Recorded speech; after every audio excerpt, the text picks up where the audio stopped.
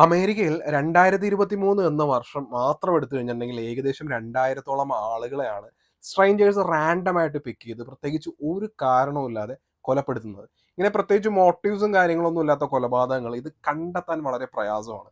അതുകൊണ്ട് തന്നെ ഇത് ഇപ്പോഴും നടക്കുന്ന കാര്യമാണ്. ഇനി സ്ട്രേഞ്ചേഴ്സ് എന്ന് പറയുന്ന ഈ സിനിമയിലേക്ക് നമ്മൾ ശ്രദ്ധിക്കുകയാണെന്നുണ്ടെങ്കിൽ ഈ സ്ട്രേഞ്ചേഴ്സ് എന്ന് പറയുന്ന ഫിലിം സീരീസ് മൊത്തം 5 പടങ്ങൾ ഇറങ്ങിയിട്ടുണ്ട്. ഈ 5 പടങ്ങളിൽ ആദ്യത്തെ സിനിമ വളരെ എഫക്റ്റീവ് ആയിട്ടുള്ള ഹൊററാണ് സിനിമ നൽകുന്നത്. കാരണം ഈ സ്ട്രേഞ്ചേഴ്സ് എന്ന് പറഞ്ഞ് ഒരു വീട്ടിലേക്ക് അതിക്രമിച്ച് കയറി മുഖം മൂടിയൊക്കെ വെച്ച് അവർക്ക് പ്രത്യേകിച്ച് ഐഡന്റിറ്റി ഒന്നുമില്ല. പിന്നെ ഇവർ ഈ വീട്ടിൽ കയറി ആക്രമിക്കുന്നതിന് പ്രത്യേകിച്ച് കാരണങ്ങളൊന്നുമില്ല. ശാരീരികമായും മാനസികമായും അവരെ കീഴ്പ്പെടുത്തി അവസാനം വളരെ ക്രൂരമായി കൊന്നൊടുക്കുകയാണ്. ജസ്റ്റ് സെർവ് എന്നുള്ള രീതിയിലുള്ള കാര്യങ്ങളോ ഒന്നും അവിടെ ഇല്ല. ഈ അതിക്രമിച്ച് വീടിൻ്റെ അകത്തേക്ക് കയറുന്നു. അവർ കാണിക്കുന്ന ഈ ടെററായിട്ടുള്ള കുറേ കാര്യങ്ങളെല്ലാം എഫക്റ്റീവ് ആയിട്ടുള്ള ഹൊററിൽ. കാരണം അവസാനം വരെ അത് സത്യം ജയിക്കുന്നു. അല്ലാന്നുണ്ടെങ്കിൽ ആ ഇരകളായവർ, ആ വിക്ടിംസ് അവിടുന്ന് രക്ഷപ്പെടുന്നു തുടങ്ങിയ കാര്യങ്ങളൊന്നും സ്ട്രേഞ്ചറിനകത്തില്ല. ഈ സ്ട്രേഞ്ചേഴ്സ് സിനിമ വളരെ സാഡിസ്റ്റിക് ആയിട്ടുള്ള, നിഹിലിസ്റ്റിക് ആയിട്ടുള്ള ഒരു രീതിയിലാണ് കഥ പറയുന്നത്. അതുകൊണ്ട് തന്നെ ഇതിനകത്തെ ഹൊറർ എന്ന് പറയുന്നത് വളരെ എഫക്റ്റീവ് ആയിരുന്നു. പിന്നീട് ഒരു 2ാം ഭാഗമൊക്കെ ഇറങ്ങിയെന്നുണ്ടെങ്കിലും പിന്നീട് ഈ മൊത്തം ഈ സീരീസ് തന്നെ ഒന്ന് റീബൂട്ട് ചെയ്യപ്പെടുകയാണ് ഉണ്ടായത്. 2024 ഫസ്റ്റ് പാർട്ട്, അതായത് ദ സ്ട്രേഞ്ചേഴ്സ് ചാപ്റ്റർ 1 ഇറങ്ങി. 2025 ചാപ്റ്റർ 2 ഇറങ്ങി.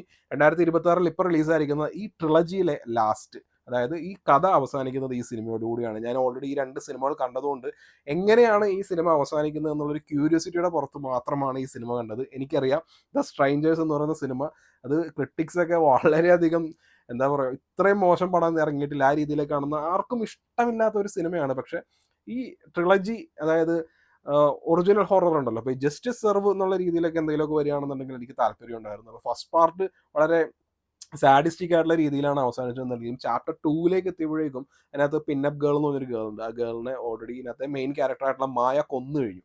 അപ്പോൾ ഓക്കെ, അതായത് സ്ട്രേഞ്ചേഴ്സ് എന്ന് പറഞ്ഞ് 3 എണ്ണം ഇറങ്ങിയിട്ടുണ്ട്. അതിനകത്ത് ഒരെണ്ണം തീർന്നു. അപ്പോൾ ഒരെണ്ണത്തെ ഈ കൂട്ടത്തിലുള്ള ഒരാളെ കൊന്നതുകൊണ്ട് ഇവളുടെ അടുത്ത് എങ്ങനെ പ്രതികാരം ചെയ്യും ബാക്കിയുള്ള 2 പേർ എന്നുള്ളൊരു ചോദ്യം. പിന്നെ ഡോൾഫേസ് എന്ന് പറയുന്ന വേറൊരു ക്യാരക്ടർ ഉണ്ടല്ലോ, അപ്പോൾ അതിൻ്റെ ബാക്ക് സ്റ്റോറി.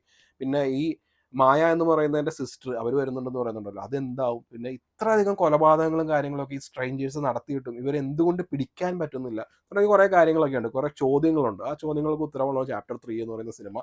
ഈ ചോദ്യങ്ങൾക്കുള്ള ഉത്തരം കിട്ടണം എന്നുള്ള രീതിയിലുണ്ടെങ്കിൽ മാത്രം ഈ സിനിമ കാണുക. കാരണം ഈ സിനിമയിൽ ഇതിനകത്തേക്ക് വരികയാണെന്നുണ്ടെങ്കിൽ ഈ ക്യാരക്ടേഴ്സ് കാണിച്ചു കൂട്ടുന്നതെല്ലാം ഇങ്ങനെയൊക്കെ മണ്ടത്തരങ്ങളൊക്കെ ഇവർ കാണിച്ചു കൂട്ടുമോ എന്ന് ചോദിക്കുന്ന രീതിയിൽ അതുപോലെയുള്ള വളരെ ഡള്ളായിട്ടുള്ള ഒരു കഥാപറച്ചിലും അതിന് പ്രത്യേകിച്ച് മേന്മയൊന്നുമില്ല. ഈ സ്ട്രേഞ്ചേഴ്സ് എന്ന് പറയുന്ന സിനിമ ക്രിട്ടിക്സ് എപ്പോഴും എന്താ പറയുക, ചവറ്റുകൊട്ടയിലിടുന്ന ടൈപ്പ് ഓഫ് പടമാണ്. അപ്പോൾ അത് അതേപോലെ തന്നെയാണ് ഈ സിനിമയിലേക്ക് വരുന്നത്. പിന്നെ നമ്മൾ നല്ല തിയേറ്ററിലൊക്കെ കാണുമ്പോൾ സ്വാഭാവികമായിട്ടും ഇതുപോലെ ഡീഫോൾട്ട് ആയിട്ട് ഹോളിവുഡ് സിനിമകളുടെ സൗണ്ട് ഡിസൈനും കാര്യങ്ങളൊക്കെ നല്ലതായിരിക്കും. ഈ സിനിമയുടെ 1.5 മണിക്കൂറിനടുത്തേ ഉള്ളൂ. അതിനകത്തേക്ക് ആദ്യം ഈ മെയിൻ ആയിട്ടുള്ള, അതായത് ഈ സ്ട്രേഞ്ചേഴ്സിൽ ഇപ്പോൾ ബാക്കിയുള്ള 2 പേരാണല്ലോ. അപ്പോൾ ഈ 2 പേര് പുതിയ പിന്നപ്പ് ഗേളായിട്ട് ആ മായക്ക് ആ മാസ്ക് കൊടുത്ത് അവിടെ നടക്കുന്ന ആ ഒരു ഡ്രാമ തുടങ്ങിയ കാര്യങ്ങളൊക്കെ ശരിക്കും പറഞ്ഞാൽ ഇറിറ്റേഷൻ ലെവലിലാണ്. കാരണം ഈ കഥ ഇങ്ങനെ വലിച്ചു നീട്ടി കൊണ്ടുപോകേണ്ട ആവശ്യമുണ്ടോ എന്നുള്ളൊരു തോന്നലാണ്. പിന്നെ ഏറ്റവും ആദ്യം ഇറങ്ങിയ സ്ട്രേഞ്ചേഴ്സ് എന്ന് പറയുന്ന ആ പടത്തിൽ, ഈ പടത്തിൽ വിക്ടിംസ് ആയിരിക്കുന്ന ആൾക്കാർ അവർ തിരിച്ച് അങ്ങോട്ട് അറ്റാക്ക് ചെയ്യുന്നതും അവർ രക്ഷപ്പെടുന്നു ആ രീതിയിലൊന്നും ആയിരിക്കില്ല ആ സിനിമ. ആ സിനിമ എന്ന് പറയുന്നത്